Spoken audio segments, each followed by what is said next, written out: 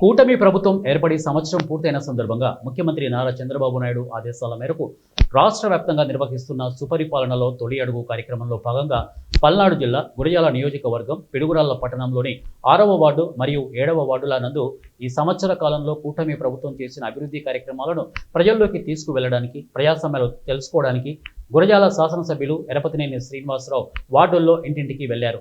సంవత్సర కాలంలో కూటమి ప్రభుత్వం గురజాల నియోజకవర్గంలో చేసిన అభివృద్ధిని మరియు సంక్షేమ కార్యక్రమాలను ఇంటింటికి తిరిగి ప్రజలకు వివరించారు. ఈ కార్యక్రమంలో గురజాల నియోజకవర్గం పరిశీలకులు కల్లం రాజశేఖర్ రెడ్డి, పార్టీ సీనియర్ నాయకులు ఉన్నం నాగమల్లికార్జునరావు, పిడుగురాళ్ల యార్డు చైర్మన్ తురక వీరస్వామి తదితరులు ఈ కార్యక్రమంలో పాల్గొన్నారు.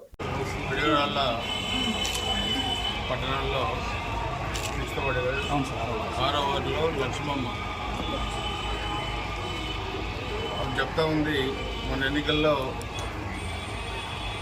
వైసీపీ పార్టీకి మేము ఓట్లు వేసాం, అయినా కానీ మాకు ఏ పథకాలు కూడా ఇవ్వలేదు. తెలుగుదేశం పార్టీకి ఓట్లు అయిపోయినా కానీ పథకాలన్నీ మాకు వచ్చినాయి. అదేవిధంగా గ్యాస్ కనెక్షన్ కానీ, తల్లి వందన కానీ, అదేవిధంగా మోకాళ్ళ ఆపరేషన్ చేయించుకుంటే సీఎం రిలీఫ్ ఫండ్ కానీ ఇవన్నీ కూడా రావడం వాళ్ళు సంతోషం వ్యక్తం చేస్తూ ఉన్నారు. ఇది ఎన్డీఏ ప్రభుత్వం పనితీరు.